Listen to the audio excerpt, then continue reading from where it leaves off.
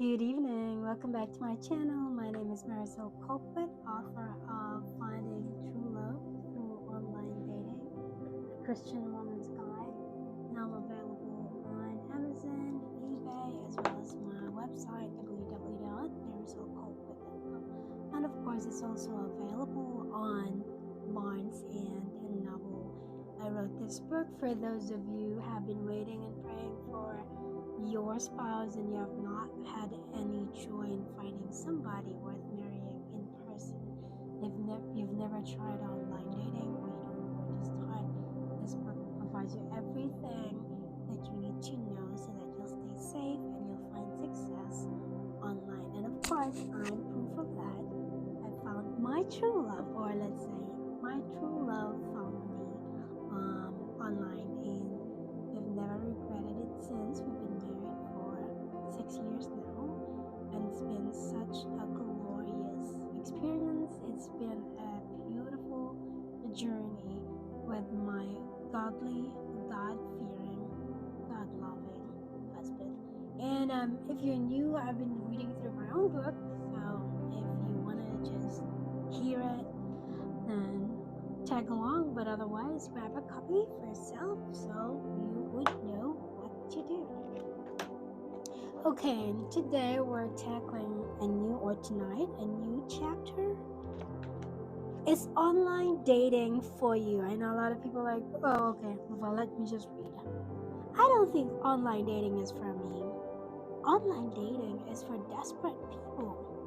There's no way I'm going to try online dating. I'm not that desperate. Why on earth would I try online dating? You've probably heard these capping comments before. You probably said it yourself. They either made you cringe or made you laugh.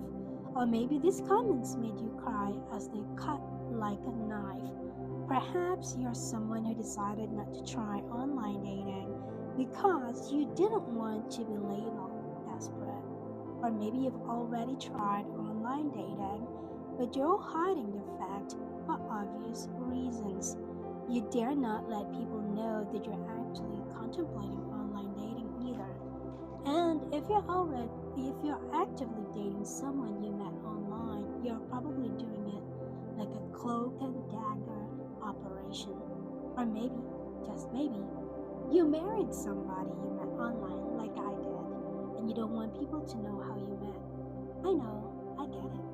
To be honest, I used to feel embarrassed about it too. I used to not want people to know that my husband and I met online. Apparently, I'm not the only one. According to an article on Today, this is more common than we think. I shuddered at the thought of earning people's or their judgment, heaven forbid. Even today, the stigma still exists among church leaders, sadly. But then later on, I realized there really was no reason for me to be mortified. Why should I? God gave me such a wonderful husband through online dating, so why should it matter? Is the how or where more important than the who? Unfortunately, my concerns were not baseless. A couple from my old church in Dubai, where I used to live, once accused me of being desperate simply for creating an online profile. They called me out for allegedly prioritizing online dating over God. Phew. I will talk more about our encounter in a subsequent chapter. I know these comments may seem earth-shattering at first, but trust me, you will eventually get over them. You will learn to brush them off. At the end of the day, who really cares about other people's opinions? Only God's opinion of us matters. It's your love life, not others, that's at stake. So, keep doing what you're doing and keep your head high. I know several people who met their spouses in person but are in miserable marriages right now. It's almost common nowadays to meet someone at church who is in their third or fourth marriage. But these are people who met their partners in person. I have yet to hear of couples who met online and are facing divorce. At least me personally, I've never met anybody who met online and are facing divorce. I know they're out there, but I just haven't met them. So what gives? That's why I finally told myself that I should stop hiding the fact that I met my husband online. Ta-da! That's why I wrote this book. What matters is that my husband and I are happily married and plan to stay married for the rest of our lives. It just makes no sense that people tend to give emphasis on such trivial matters. Our society seemingly has its relationship priorities completely backwards. It's no wonder that the US has the third highest divorce rate globally, according to an article in Illegal Jobs. I also find it laughable that most of those who scoff at online dating are the ones who actually struggle to find somebody in person. Exactly.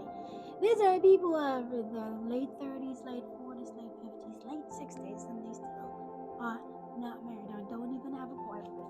And yet they're so proud and they scoff at people who meet online. I know women who are as closed-minded as this. I wouldn't be surprised if those women remain single for the rest of their lives. I'm sorry. I'm not throwing them under the bus, but God cannot work through you if you are closed-minded. You're not going to open your heart to God. Let God work through you, in you, within you. Then you're just not going to get married. I'm sorry. And maybe this book is not for you. Maybe this video is not even for you. But if you want to be open to what God has in store for you, I encourage you to stay on. But the fact that you are reading this means you're actually open-minded for the fact that you're watching this video still. You have contemplated trying online dating, but you're wondering if it's really for you or not. You do not believe that online dating is for desperate people either. You actually see online dating as a tool for God to bring potential mates together. Might. You have also probably wondered if the online dating success stories you've heard were true. Is it really possible to find true love online? You've asked yourself if that could happen to you too. You want to try online dating, but don't know where to start. You're vacillating because you've also heard horrible stories. What if it happens to you too? Your mind must be flooded with questions and doubts and concerns. How do you know if it's safe? How do you know if the bad things that happen to others will not happen to you? What if you fall in love with someone who's not who he or she claims to be? You have so many unanswered questions and you do not know who to ask or where to find the answer. And that's where I come in, or where this book comes in.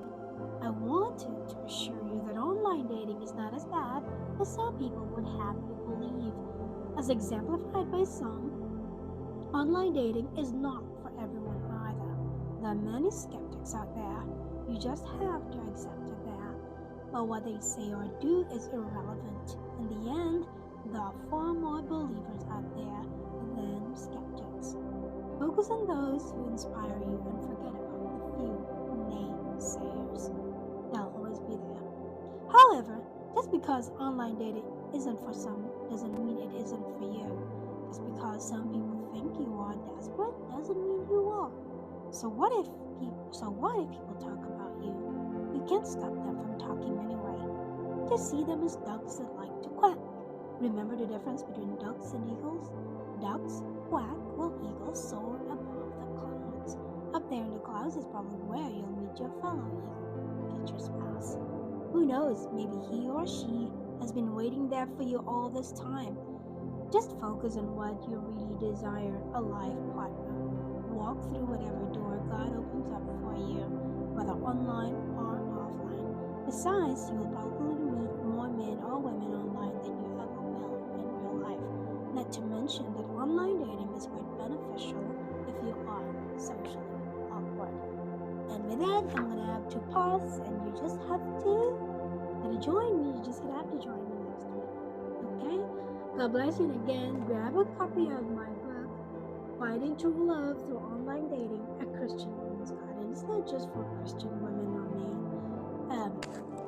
Everything that's in here is practical, and you can apply it whether you're a Muslim, you're a Catholic, or you're a Buddhist.